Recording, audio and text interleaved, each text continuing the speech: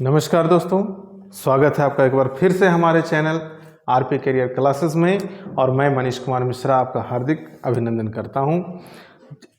आज जैसा कि हम लोग यहां पर बात करते हैं झारखंड पुलिस प्रतियोगिता परीक्षा की तैयारियों के बारे में, और जहां मैं आपको हर वीडियो की तरह ये बताता हूं कि किस तरह के सवाल इस प्रतियोगिता परीक्षा में आने वाले हैं। और इसकी तैयारियों के लिए मैं आपके लिए 25-25 सवाल का एक जत्था लेकर आता हूं। कैसे उसे सॉल्व करना है, कैसे उसके सही उत्तर की पहचान करनी है, इसके बारे में मैं आपको बताता हूं। तो उसी तरह के सवालों के साथ मैं एक बार फिर से आपके सामने हाजिर हूं। तो आइए चलते हैं, हम लोग ये देखते हैं कि आज हमारे पास किस तरह के सवाल हैं, और कैसे उसके सही जवाबों का चयन करना है, किस सवाल को कैसे पहचाना जा सकता है कि उसकी उत्तर की सही व्याख्यान क्या होगी। तो आइए चलते हैं, हम लोग जानते हैं इन सवालों के बारे में, देखते हैं कि किस तरह के सवाल हैं। तो जैसा कि हमारा पहला सवाल है कि निम्नलिखित संज्ञा विशेषण जोड़ी में कौन सा सही नहीं है। जब ध्यान दीजिएगा सवालों पे, विशेष करके हमें सवाल को समझने में परेशानी होती है और हम अपना उत्तर गलत कर देते हैं। तो हिंदी के परीक्षाओं में खास तौर पर इन सब चीज़ों का ख्याल रखना बहुत ज़रूरी होता है कि निम्नलिखित संज्ञा विशेषण में संज्ञा और विशेषण की जोड़ी है, जिसमें सही नहीं है उसे छांटना है। जो सही है उसे नहीं छांटना है, जो नहीं है उसे छांटना है। तो संज्ञा और विशेषण की जोड़ी यहाँ देखेंगे हम लोग कि कैसे कैसे है कि विष और विषैला, ये संज्ञा है, ये विशेषण है, तो ये सही है। पिता पैतृक, ये भी सही है। आदि आदिम, ये भी सही है। और प्रांत प्रांतिक, ये प्रांतिक कौन सा शब्द है। तो प्रांतिक और प्रांत का जो हमारा जोड़ा है ये बिल्कुल उचित नहीं लग रहा है, इसलिए हमारा ये उत्तर जो है ये गलत है। यानी ये जोड़ा जो हमारा है वो गलत है, इसलिए सही जवाब हमारा है नंबर 4। अगला सवाल है, मैं वहां होकर आया हूं वाक्य में अव्यय शब्द कौन सा है। अब मैं वहां होकर आया हूं, इसमें मैं, जैसा कि अव्यय के बारे में हम जानते हैं कि क्रिया, काल, पुरुष, लिंग, वचन के हेर फेर से जिसमें बदलाव ना हो वो एक वचन अव्यय शब्द होते हैं।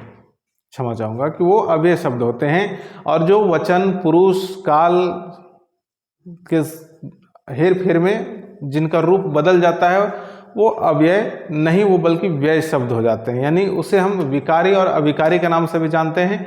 तो अव्यय जो है वो अविकारी हैं, और जो बदलाव हो जाते हैं उसमें उसे विकारी शब्द कहते हैं। तो इसमें जो भी है, आया हूँ को आया था भी कर सकते हैं, होकर से को बिना होकर या उधर से घूम कर कह सकते हैं, मैं को तुम या मुझे कर सकते हैं। लेकिन वहाँ का जो है ये वहाँ ही रह जाता है, चाहे वो एक हो, वो आयत हो या आयत था या आने वाला है, एक आदमी का आना है या 10 आदमी को आना है, लेकिन वहाँ ही रह जाता है। इसलिए इसमें किसी प्रकार का कोई बदलाव नहीं होता, इसलिए हमारा सही जवाब है अव्यय शब्द वहाँ। इसलिए इसका सही ऑप्शन हमारा होगा 2।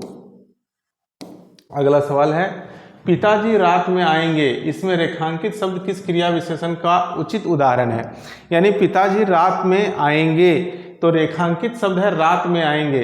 अब हमें बताना है कि यह जो है क्रिया विशेषण है वो किस रूप को, यानी क्रिया विशेषण के कौन से रूप को का उदाहरण है, क्या बताता है। तो इसमें ये बताता है रात में आने का जो मतलब है ये समय को प्रदर्शित करता है, ये समय को बता रहा है। समय को हम काल कहते हैं, तो ये एक काल को का सूचक है कि पिताजी किस काल में आएंगे। तो हमारा ये सही जवाब हो जाएगा कालवाचक क्रिया विशेषण। यानी रात में आना जो है शब्द है वो कालवाचक क्रिया विशेषण को संबोधित करता है, इसलिए सही ऑप्शन हमारा हो जाएगा 2। अगला सवाल है कि अफसोस मैं नहीं जा सकता, रेखांकित शब्द के अव्यय का प्रकार बताइए। यानी इसमें जो अफसोस शब्द है ये क्या है, कौन सा शब्द है, किस तरह का शब्द है, ये हमें बताना है। तो अफसोस हमें कब होता है? जब हम उदास हो जाते हैं, कोई कार्य नहीं कर पाते हैं, जिस चीज़ के लिए हम उदासीनता का महसूस करते हैं, यानी वो शब्द शोक सूचक अवयव कहलाता है हमारा। अफसोस जो है वो दुख को प्रकट करता है, इसलिए वो शोक सूचक शब्द होता है। इसलिए सही ऑप्शन हमारा है 2। अगला सवाल है, सड़क पर कोई खड़ा है, उपयुक्त वाक्य में रेखांकित शब्द में सर्वनाम है। यानी सड़क पर कोई खड़ा है, कोई, कौन खड़ा है ये पता नहीं है, कोई खड़ा है। इसलिए जब कोई ये पता नहीं होता हमें कि कौन है, तो वो निश्चित नहीं होता कि कौन है, इसलिए उसे अनिश्चयवाचक कहते हैं। यानी वो कौन सा सर्वनाम होगा? अनिश्चयवाचक सर्वनाम कहलाएगा, क्योंकि हमें पता नहीं है कि खड़ा कौन है। इसलिए सही ऑप्शन हमारा 3 है। अगला सवाल है, किसी वस्तु, प्राणी तथा भाव के नाम को व्याकरण में क्या कहते हैं? ये तो सभी कोई जानते हैं कि किसी भी प्राणी, व्यक्ति, स्थान या किसी भी तरह के नाम को हम संज्ञा कहते हैं। इसलिए सही ऑप्शन 2 है। अगला सवाल है, दिए गए वाक्य में उचित परसर्ग का चयन करके रिक्त स्थान की पूर्ति कीजिए।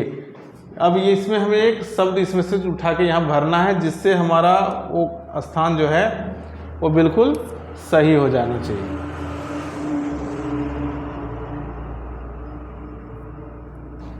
यहाँ हमें ऐसा शब्द भरना है जिससे वो बिल्कुल सही हो जाए। तो उसमें गरीबों से सहानुभूति रखनी चाहिए, गरीबों का सहानुभूति रखनी चाहिए, गरीबों की सहानुभूति रखनी चाहिए, ये हमें चयन करना है। तो जबकि यहाँ बात कही गई है सहानुभूति रखनी चाहिए, तो हमें गरीबों से सहानुभूति रखनी चाहिए, ना कि गरीबों का सहानुभूति। गरीबों का मदद किया जा सकता है, गरीबों की मदद की जा सकती है और गरीबों को मदद दिया जा सकता है, लेकिन सहानुभूति की बात जहाँ तक आती है तो गरीबों से सहानुभूति रखनी चाहिए। यानी हमें गरीबों से, यानी ये शब्द हमारा सही सुटेबल है और इसीलिए इसका सही जवाब हो जाएगा नंबर 1। अगला सवाल होगा, नौकर ने दरवाज़ा खोला, वाक्य में रेखांकित पद में कौन सा कारक है? यानी नौकर कौन सा कारक हुआ? तो क्योंकि नौकर ने दरवाज़ा खोला है, यानी क्रिया को करने वाला नौकर है और जो काम करता है उसे हम कर्ता कहते हैं कारक के भाषा में। तो इसका सही जवाब हमारा होगा कर्ता कारक, क्योंकि नौकर ने दरवाज़ा खोला है, क्रिया नौकर के द्वारा की गई है, इसलिए नौकर हमारा कर्ता कारक होगा और सही ऑप्शन हो जाएगा 1। अगला सवाल है, इनमें स्त्रीलिंग शब्द कौन सा है? अब यहाँ हमें ये देखना है कि इतने सारे जो शब्द दिए गए हैं शब्द, इसमें स्त्रीलिंग शब्द कौन सा है, कौन सा शब्द को हम स्त्रीलिंग रूप में समझ सकते हैं। तो आयोग कहता है, सचिवालय आदेश करता है, मंत्रालय कार्य करता है। यानी ये सभी के साथ हम पुल्लिंग शब्दों का प्रयोग करते हैं, लेकिन समिति बनाई जाती है, इसलिए ये स्त्रीलिंग शब्द ये है। तो सही जवाब हमारा होगा नंबर 4। अगला सवाल है, क्षत्रिय शब्द का स्त्रीलिंग रूप क्या होगा? यानी जो शब्द हमारा क्षत्रिय है, तो क्षत्रिय का स्त्रीलिंग रूप होता है क्षत्राणी। क्षत्रिय का शुद्ध स्त्रीलिंग रूप क्षत्राणी होता है, इसलिए हमारा सही ऑप्शन होगा 4। अगला सवाल है, निम्न में से दिनों शब्द का एक वचन क्या होगा? अब चूंकि हम ये जानते हैं कि ओ की मात्रा और अनुस्वार के साथ जब बहुवचन बना हो, यानी उसका जो मूल शब्द होता है वो अकारांत होता है, यानी उसके अंत में कोई मात्रा नहीं होती, यानी इसका दिनों का सही एक वचन होगा दिन, इसलिए सही जवाब हमारा होगा नंबर 3। अगला सवाल है, प्रदूषण के कारण नदियों का जल पीने योग्य नहीं रहा, निम्नलिखित में से कौन से वाक्य में नदियों के एक वचन रूप का उचित प्रयोग हुआ है? यानी इसमें जो भी 4 वाक्य हमें दिए गए हैं। इसमें नदी का एक वचन सही रूप में किस में लिखा हुआ है? जैसा कि हम यहाँ देखते हैं कि यहाँ नदियों, ये बहुवचन गलत है, क्योंकि दीर्घई की मात्रा वाले शब्दों को जब हम बहुवचन बनाते हैं तो वो स्त्रीलिंग रूप हर्षई रूप में आ जाते हैं। यहाँ एक वचन हर्षई में दिया हुआ है, ये गलत है, क्योंकि नदी का एक वचन दीर्घई रूप में होना चाहिए। नदियों का जल पीने योग्य नहीं है। अब यहाँ भी नदियों है, यहाँ भी नदियों, यानी ये एक वचन नहीं बल्कि बहुवचन है। इसलिए नंबर 1 को हम देखेंगे कि प्रदूषण के कारण नदी का जल पीने योग्य नहीं रहा, यानी नदियों का एक वचन नदी हुआ और शुद्ध रूप में लिखा गया है, इसलिए हमारा सही जवाब है ये, प्रदूषण के कारण नदी का जल पीने योग्य नहीं रहा, यानी सही ऑप्शन हमारा होगा नंबर 1। अगला सवाल हमारा है कि अ उपसर्ग से बना शब्द है क्या, वो कौन सा शब्द है? तो जैसा कि उपसर्ग के बारे में हम जानते हैं कि वो शब्दांश होता है जो शब्दों के पहले जुड़कर उसका अर्थ परिवर्तित कर देता है। अब जैसे ये हम देख रहे हैं कि इसमें अ है और इसमें अ है, यानी ये अ का काम है, तो इसको अगर हम लोग अलग करते हैं और थ को, तो दोनों पद का कोई मतलब नहीं है। इसको अलग करते हैं तो अ को अगर अलग करते हैं तो बचता है हमारे पास पमान। पमान कोई शब्द नहीं होता है, इसलिए ये भी गलत है। ये इसका उपसर्ग आ है, इसलिए ये भी ठीक नहीं है, यानी अथक हमारा सही उत्तर होगा। अ हमारा नकारात्मक शब्द है और थक मतलब थकना, जो नहीं थकता है वो अथक है, इसलिए सही जवाब हमारा होगा 3। अगला सवाल है लड़ाकू में प्रत्यय क्या है? प्रत्यय का मतलब है वह शब्दांश जो शब्दों के पीछे बाद में जुड़कर उसका अर्थ बदलता है।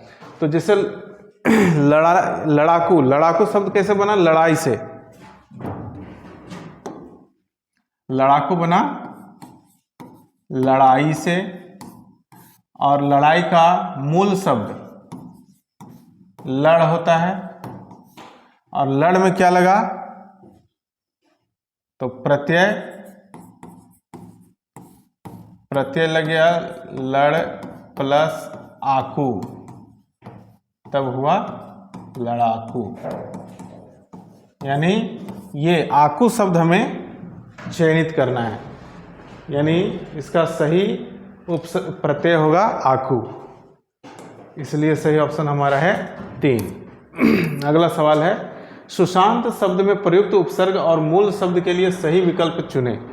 यानी सुशांत को यहाँ विच्छेद किया गया है, अब उसे अलग अलग जो किया गया है, तो इसमें हमें ये छांटना है कि शुद्ध रूप से लिखा हुआ का जोड़ा कौन सा है। यानी यहाँ देखिए आप सुशांत, जबकि यहाँ सुशांत है, यानी ये गलत है। सु अशांत, ये भी गलत है। सुस जोड़ अंत, ये भी गलत है, यानी ये सु जोड़ शांत, ये बचता है जो ये सही है, यानी हर्षों की मात्रा प्लस शांत, इसलिए सही ऑप्शन होगा 2। अगला सवाल है किस विकल्प में मूल शब्द एवं प्रत्यय का विभाजन दोषपूर्ण है? यानी इसमें जो प्रत्यय का जो विभाजन हुआ है, प्रत्यय को हटाया गया है शब्दों के साथ, तो किसमें दोष है, यानी वो गलत है, ये बताना है। तो जैसा कि आप देख रहे हैं कि सभी में ग्रामीण है, तो इन, बुढ़ापा में पा, मनु में उ जोड़ा बराबर व होता है, इसलिए। तो जबकि यहाँ देखें कि एक में मारुति, तो मारुति के साथ यहाँ हर्षई कार होना की मात्रा होनी चाहिए थी, हर्षई का प्रत्यय होना चाहिए था, जबकि इसका प्रत्यय लिखा गया है दीर्घई से, यानी गलतियाँ इसमें है, गलती मारुति में है, मारुति में ही दोष है, इसलिए हमारा सही विकल्प हो जाएगा नंबर 1। अगला सवाल है ज्ञान शब्द का शुद्ध वर्तनी विश्लेषण क्या होगा? तो यहाँ पर ध्यान देंगे दोस्तों कि ज्ञान हम पढ़ते तो हैं, लेकिन वो वाकई में ज्ञान होता है, यानी ज्ञान का ये हमारा जो ऑप्शन है 1 नंबर सही है। ज हलंत प्लस या हलंत प्लस आ प्लस न हलंत प्लस अ, ज्ञान, ये हमारा शुद्ध रूप होता है। जबकि हमें कन्फ्यूजन में नहीं आना है, हमें ये ध्यान में रखना है कि हम ग या आ न अ इसको सेलेक्ट ना करें, क्योंकि ज्ञान ये नहीं, ये है ज्ञान, जिसमें लिखा होता है इसका शुद्ध रूप ज्ञान ही होता है, इसलिए सही विकल्प हमारा 1 है। अगला सवाल है ऊंट के मुंह में जीरा, इस मुहावरे का अर्थ निम्नलिखित में से कौन सा है। तो ऊंट के मुंह में जीरा हम लोग कब बोलते हैं, जब हमें ज़रूरत अधिक की होती है और मिलता बहुत कम है, तो हम उसे कह सकते हैं कि वो आवश्यकता से बहुत कम होता है, इसलिए हम तब इस वाक्य मुहावरे का प्रयोग करते हैं कि ऊंट के मुंह में जीरा, इसलिए सही विकल्प होगा 4। अगला सवाल, लताओं के समूह के लिए कौन सा शब्द प्रयुक्त होता है। यानी जो लताएं होती हैं, लता मतलब क्या समझ रहे हैं, जो पेड़ों पे चढ़ जाती हैं लताएं, तो उनके जो गुच्छे होते हैं उसे हम क्या कहते हैं, तो उसको लताओं के गुच्छे को कुंज कहा जाता है, जिसमें फूल खिलते हैं, वैसे लताओं के गुच्छों को कुंज कहा जाता है, इसलिए सही ऑप्शन 4 होगा। अगला सवाल है, देवों को चढ़ाने के लिए बनाए गए दही, घी, शहद और जल के योग को क्या कहते हैं। यानी जल में दही, दूध, मधु, घी वगैरह मिला के हम क्या बनाते हैं, उसे हम सभी को जानते हैं हम लोग कि हम उसे पंचामृत कहते हैं, और पंचामृत को तत्सम शब्द में मधुपर्क कहते हैं, मधुपर्क, इसलिए सही ऑप्शन हमारा होगा नंबर 2। अगला सवाल है, अच्छा तुम्हारी बात मान ली गई, इस वाक्य में विराम चिन्हों का प्रयोग कर वाक्य पूर्ण कीजिए। अब बात है कि यहाँ पर हम लोग कहते हैं अच्छा तुम्हारी बात मान ली गई, यानी इसमें हर्ष होता है, विस्मय होता है, इसलिए इसके लिए हम लोग विस्मयादि बोधक चिन्ह का प्रयोग करेंगे। जैसे अच्छा तुम्हारी बात मान ली गई और अच्छा तुम्हारी बात मान ली गई। जैसा कि हम देख रहे हैं कि पहले वाले वाक्य में कोई विराम चिन्ह नहीं है, दूसरे वाले विराम चिन्ह वाक्य में